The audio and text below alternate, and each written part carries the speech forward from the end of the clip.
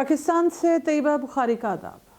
आज मैंने आपको दो ताजिरों की कहानी सुनानी है। ये कहानी आपने इंतहाई एहतियात से सुननी है और इस कहानी के अंदर जो सबक छुपा है आपने वो सबक ज़रूर तलाश करना है, गौर करना है और इस कहानी के नतीजे तक पहुंचने की भरपूर कोशिश करनी है। और जो भी ज़िम्मेदार हैं इन दो कहानियों के, उनको आपने मुजरिमों की तरह उनसे सलूक करना है। और अगर आप उनसे मुजरिमों की तरह सलूक नहीं कर सकते तो कम से कम कटहरे में ज़रूर खड़ा कीजिएगा, सवाल ज़रूर कीजिएगा, एहतजाज अपने लफ्ज़ों से ज़रूर कीजिएगा। और अगर आप ये भी नहीं कर सकते ना, तो यकीन जानिए आप अपने मुस्तकबिल के लिए कुछ नहीं कर सकते।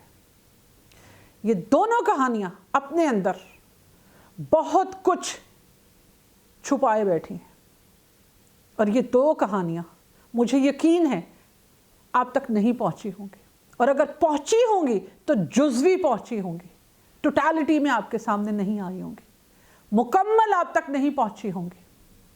और ये शुरू कहाँ से होती है और ये ख़त्म कहाँ पे होती हैं ये भी आपको नहीं मालूम होगा, लेकिन हम आपको इन दोनों कहानियों के आगाज़ से लेकर अंजाम तक लेके जाएंगे। इंतहाई सादा लफ्ज़ों में ये दोनों कहानियाँ मैंने आपको बयान करनी है। हमने बड़ी मेहनत से ये कहानियाँ तरतीब दी हैं, मीडिया पे ये आई हैं और जितनी आई हैं वो हम आपके सामने बग़ैर किसी जानिबदारी के पेश करेंगे। लेकिन इन कहानियों को मंतकी अंजाम तक ले जाना आप यानी कि मासिस की जिम्मेदारी है। अपना नैरेटिव बनाइए, अपनी ताकत का अंदाज़ा लगाइए और अपनी ताकत का मुजाहरा कीजिए। इन कहानियों की तरफ बढ़ते हैं।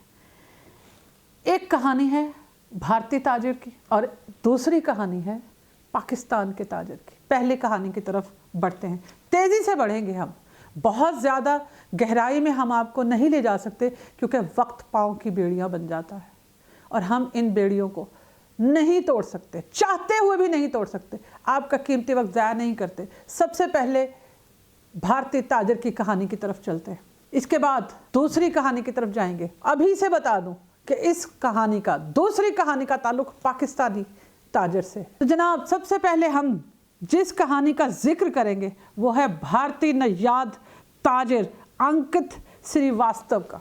इनका एक ग्रुप है। ये कहानी अंकित श्रीवास्तव ग्रुप से मुतालिक है। कहानी कुछ इस तरह है कि भारतीय नयाद कैनेडियन ताजिर अंकित श्रीवास्तव ग्रुप के कनाडा में खुफिया सरगर्मियों में मुलव्वस होने का इंकशाफ हुआ है। और ज़रा गौर से सुनिएगा, ये इंकशाफ किसी पाकिस्तानी मीडिया ने नहीं किया, किसी एशियन मीडिया ने भी नहीं किया, खुद कैनेडियन मीडिया ने इन खुफिया सरगर्मियों में मुलव्वस होने का इंकशाफ किया है। किन के बारे में? भारतीय नयाद कैनेडियन ताजिर अंकित श्रीवास्तव ग्रुप के बारे में। अब कैनेडियन मीडिया इस कहानी को कैसे बयान कर रहा है, इसको मैंने आपको सिर्फ और सिर्फ 4 लाइनों में यह पूरा मुद्दा आपके सामने रख देना है। तो लिहाजा आप अपनी तमाम तर तवज्जो हमारी जानिब मबजूल कीजिए। तो कैनेडियन मीडिया ये बताता है कि श्रीवास्तव ग्रुप पर जाली वेबसाइट्स चलाने का इल्ज़ाम है। क्या इल्ज़ाम है? अंकित श्रीवास्तव ग्रुप, जिसका जो कि भारतीय नयाद कैनेडियन ताजिर है, बार बार जोर दे के मैंने आपको तारुफ करवाया है और इस तारुफ को आपने जहन नशीन करना है। और अब इनकी खुफिया सरगर्मियों का जो इंकशाफ हुआ है उस तरफ चलते हैं। तो जनाब, श्रीवास्तव ग्रुप पर कैनेडियन मीडिया ये बता रहा है कि श्रीवास्तव ग्रुप पर जाली वेबसाइट्स चलाने का इल्ज़ाम है जो न्यूज़ आउटलेट्स की तरह नज़र आती हैं। गौर किया आपने? पहली लाइन, जाली वेबसाइट्स। और ये धंधा कोई पहली मर्तबा नहीं है, सामने नहीं आया और पहली मर्तबा नहीं है। ये एक तवील दास्तान है और ये तवील दास्तान पिछली 1 दहाई से जारी व सारी है। वक्त मिला, उम्र ने साथ दिया तो हम ये तवील दास्तान भी आपके गोश गुजार कर देंगे। आगे बढ़ते हैं। तो कैनेडियन मीडिया बता रहा है कि ये श्रीवास्तव ग्रुप पर जाली वेबसाइट्स चलाने का इल्ज़ाम है जो न्यूज़ आउटलेट्स की तरह नज़र आती हैं। रिपोर्ट्स में बताया गया है कि इन वेबसाइट्स का मकसद भारत के हक और पाकिस्तान के खिलाफ मवाद फैलाना है। खारजा पॉलिसी की ऐसी तैसी तो फिर गई ना, किस मुल्क की या किस हुकूमत की? मुल्क कभी ख़राब नहीं हुआ करते, उनके हवाले से कभी भी गलत राय नहीं रखनी चाहिए। लेकिन अगर उनकी हुकूमतें ऐसे इक़दाम करें या ऐसी पॉलिसीज़ इख्तियार करें जो कि मशकूक हो और खुफिया हो और किसी दूसरे मुल्क से मुताल्लिक हो, और फिर कोई गैर मुल्की मीडिया उन खुफिया सरगर्मियों को बेनकाब करे, उनका इंकशाफ करे, उनके बारे में रिपोर्ट्स सामने लाए, तो फिर बात करना बनता है। वन वे ट्रैफिक नहीं चलेगी। हम अभी तक अपने मौजू और अपने असूल व ज़वाबित के दायरे के अंदर रहते हुए बात कर रहे हैं और आपके सामने पेश कर रहे हैं। अवाम की अदालत में मुकदमा पेश कर रहे हैं, अवाम जो चाहे फैसला करे। आगे बढ़ते हैं इसी कहानी की तरफ। तो जनाब, रिपोर्ट्स में बताया गया है कि इन वेबसाइट्स का मकसद, यानी कि मकसद भी कैनेडियन मीडिया ने अपने रिपोर्ट्स में बता दिया कि इन वेबसाइट्स का मकसद भारत के हक और पाकिस्तान के खिलाफ मवाद फैलाना था। कैनेडियन सिक्योरिटी इंटेलिजेंस सर्विस ने भी भारतीय ग्रुप से मुतल्लिक रिपोर्ट जारी की थी, जिसके मुताबिक वेबसाइट्स का मकसद कैनेडियन अवाम की राय और इंतखाबी अमल पर असरअंदाज होना था। मीडिया रिपोर्ट्स में मज़ीद बताया गया है कि ग्रुप ने यूरोप में भी भारत के हक़ में मुहिम चलाई और भारतीय ग्रुप अखबारों और तेलो गैस की सनत के कारोबार से वाबस्ता है। मुझे तबसरा नहीं करना, सिर्फ हक़ाइक़ और रिपोर्ट्स की हद तक रहना है। रिपोर्ट्स मैंने आपको बयान कर दी, फ़ैसला आप कीजिएगा और जल्द कीजिएगा और इंसाफ के पैमानों के साथ कीजिएगा। खिताब तकाजा करता है कि वो खुफिया हाथ जो अमन अमल को तबाह कर रहे हैं और ख़ासकर पाकिस्तान को बदनाम कर रहे हैं और मुद्दतों से कर रहे हैं, उनके चेहरों से नकाब अब आलमी सतह पे उतरना शुरू हो गया है। इससे आगे मुझे नहीं जाना। बहुत कुछ कहा जा सकता है, लेकिन आप मासिस बहुत समझदार हैं। आपको किसी गाइडलाइन की ज़रूरत नहीं, आपको सिर्फ़ और सिर्फ मुस्तनद हक़ाइक़ की ज़रूरत है। और वह मुस्तनद हक़ाइक़, उनमें से एक हकीकत मैंने आपके सामने आज पेश कर दी। आगे बढ़ते हैं, एक और कहानी मुझे सुनानी है। भारतीय ताजिर की या भारतीय नय्याद ताजिर की कहानी तो हो गई, ये ख़त्म करते हैं चैप्टर, इससे आगे नहीं जाते। अब दूसरी कहानी मुझे आपको सुनानी है। ये दूसरी कहानी भी इंतहाई मायने खेज़ है, अपने अंदर बहुत से नतीजे लिए हुए है, अपने अंदर बहुत से सबक लिए हुए है, अपने अंदर बहुत सी मायने खेज़ बातें लिए हुए है, अपने अंदर बहुत से मसाइल लिए हुए है। ये पाकिस्तानी ताजिर से मुतल्लिक है और ये भी मुझे आपको बतानी है। और इस कहानी में भी पाकिस्तान भी है, भारत भी है, नेपाल भी है, यानी कि खित्ते के 3 बड़े मुमालिक इस एक कहानी से जुड़े हैं। अब इस कहानी का नतीजा भी मुझे पहले की तरह दलील दे के आपसे बात करनी है और आपसे तकाजा करना है कि इंसाफ का दामन हाथ से मत छोड़िएगा, अवाम की अदालत होने का सबूत फराहम कीजिएगा और बेहतरीन मुंसिफ होने का सबूत फराहम कीजिएगा और इंसाफ कीजिएगा। आगे बढ़ते हैं इस कहानी की तरफ। तो जनाब, ये कहानी है पाकिस्तानी ताजिर नादिर करीम खान की। मुजरिम कौन है, मुलजिम कौन है, कसूरवार कौन है, फैसला आपने करना है। हम इसके बारे में कोई तमहीद पेश नहीं करेंगे, कोई वजाहत पेश नहीं करेंगे। हमने सिर्फ और सिर्फ कहानी आपकी खिदमत में पेश करनी है। आगे बढ़ते हैं। तो जनाब, भारत में 4 महीने पहले सज़ा मुकम्मल करने वाले पाकिस्तानी ताजिर नादिर करीम खान को इसी महीने के अवाइल तक तो उसके बाद चैम्पियंस ट्रॉफी की गहमा गहमी और फाइनल तक जाना था। कम से कम मैं आपको एक और इशारा दे दूं कि 5 मार्च तक तो इस ताजिर को भारत से रिहाई नहीं मिली थी, और अगर मिल गई है तो आपको भी मुबारक हो और हमें भी मुबारक हो। लेकिन नतीजा फिर भी अखज़ करना पड़ेगा, नतीजे तक फिर भी पहुंचना पड़ेगा, इंसाफ फिर भी करना पड़ेगा, क्योंकि 4 महीने का जिक्र मैंने आपको कहानी के आगाज़ में किया है। अब ताजिर नादिर करीम खान पर क्या गुजरी और क्यों वो भारत में कैद थे और 4 महीने पहले उनकी सज़ा मुकम्मल हुई, ये पूरी की पूरी गुत्थी और कथा क्या है, اس تک آگے بڑھتے ہیں، اس پر پہنچنے کی کوشش کرتے ہیں۔ تو اگر آپ نے یہ کہانی نہیں سنی تو میری زبانی سن لیجیے۔ یہ کہانی دفتر خارجہ کے ترجمان نے بھی سنائی ہے۔ ہم اس کہانی میں شامل ہر فریق کا موقف آپ کے سامنے ضرور پیش کریں گے، اور آپ کے گوش گزار وہ تمام حقائق کر دیں گے جو اس کہانی سے وابستہ ہیں، اس کہانی سے جڑے ہوئے ہیں، اور کئی ناانصافیوں کو واضح کر رہے ہیں۔ اب اس کہانی کے ساتھ انصاف آپ ماسز نے کرنا ہے۔ تو جناب، پاکستان کے ترجمان دفتر خارجہ نے واضح کیا ہے کہ نادر کریم خان کے حوالے سے بھارتی حکومت کے ساتھ رابطہ کیا گیا ہے، مگر تاحال کونسل رسائی نہیں مل سکی۔ تو یہ تو آ گیا پاکستان کی طرف سے رد عمل یا موقف۔ اب ہوا کیا تھا، اب اس نقطے کی نشاندہی کرتے ہیں۔ تو جناب، میڈیا رپورٹس کے مطابق اپریل 2024 میں بھارت میں داخل ہونے والے پاکستانی شہری نادر کریم خان کو، جو کہ بھارت میں غیر قانونی طور پر داخل ہوئے تھے، ان کو سزا مکمل کرنے کے باوجود اب تک رہائی نہیں مل سکی۔ پاکستانی تاجر اکتوبر 2024 یعنی کہ گزشتہ برس 5 ماہ قبل وہ سزا پوری کر چکے ہیں، اور پاکستان کے ترجمان دفتر خارجہ شفقت علی خان نے مارچ میں ہی اب ایک بریفنگ میں بتایا تھا کہ دہلی میں پاکستانی ہائی کمیشن کو نادر کریم خان کی گرفتاری کے حوالے سے اطلاع دی گئی۔ کونسل رسائی کے لیے ہائی کمیشن نے بھارتی حکومت کے ساتھ رابطہ کیا، لیکن اب تک بھارت نے کونسل رسائی نہیں دی۔ کونسل رسائی ملنے کے بعد ان سے پوچھ گچھ ہوگی۔ بی بی سی نے بھی اس معاملے پہ، اس کہانی پہ اس معاملے پہ ایک رپورٹ شائع دی ہے۔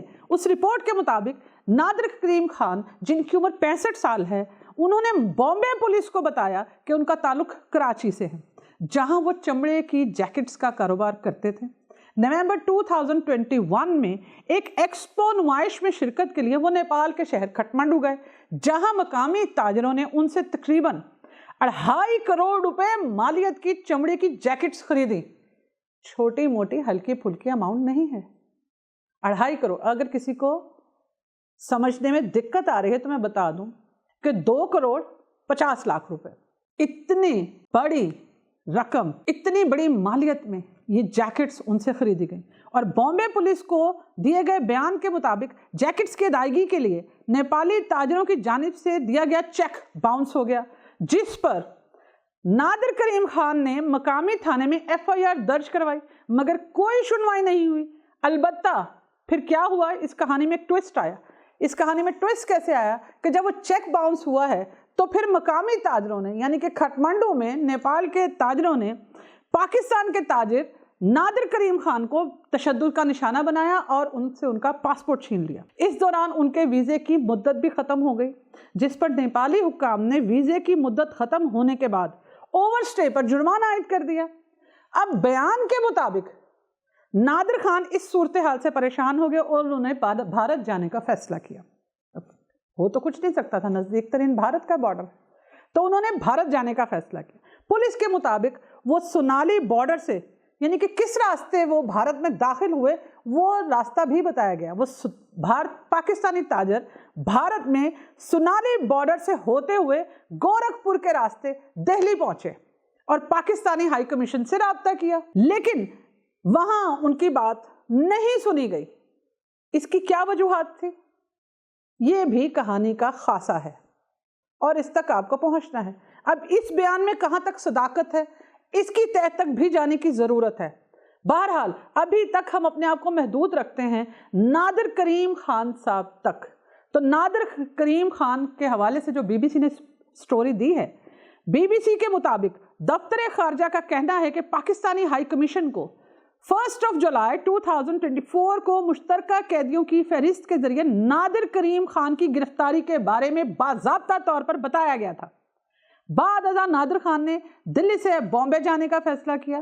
پولیس کو دیے گئے بیان کے مطابق، اب دیکھیے ہم آپ کو واضح کر چکے کہ نادر خان کی بات کیوں نہیں سنی گئی۔ کہانی کا ٹوسٹ بی بی سی کی رپورٹ سے صاف واضح ہو رہا ہے کہ نادر خان دہلی سے بامبے جانے کا انہوں نے فیصلہ کیا، اور پولیس کو دیے گئے بیان کے مطابق وہ 1 نومبر 2023 کو بامبے پہنچے اور کوئی سفری دستاویز نہ ہونے کے سبب انہوں نے خود کو پولیس کے حوالے کر دیا، جس کے بعد پولیس انسداد دہشت گردی سیل، انٹیلیجنس بیورو اور را کے اہلکاروں نے ان سے تفتیش کی اور ان کے بیان کو درست قرار دیا.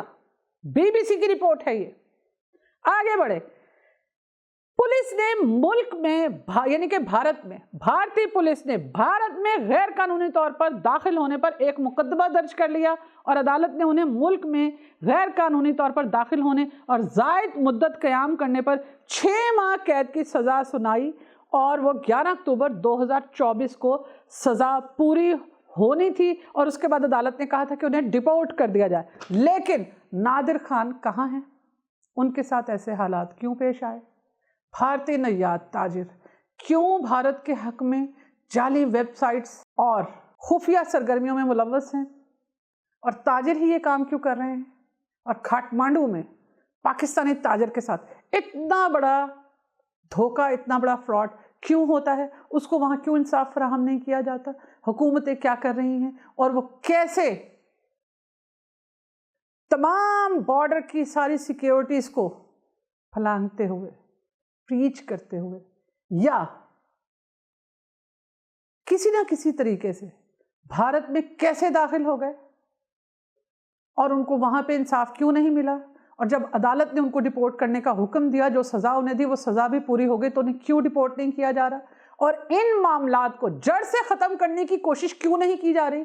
کیوں تاجروں کو خطے میں ہی رہنے کے لیے محفوظ راستے نہیں دیے جاتے، محفوظ سہولیات فراہم نہیں کی جاتی؟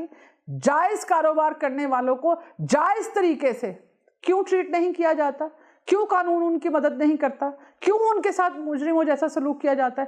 کیوں انہیں بلا وجہ قید و بند کی صعوبتیں برداشت کرنی پڑتی ہیں؟ کیوں وہ اپنے ہی خطے میں مجرموں کی طرح زندگی بسر کر رہے ہیں؟ کیوں وہ اپنا کاروبار آگے نہیں بڑھا سکتے؟ کیوں ان کو سفری دستاویزات فراہم نہیں کی جاتی؟ کیوں تاخیری حربے استعمال کیے جاتے ہیں؟ کیوں حکومتیں مددگار ثابت نہیں ہوتی؟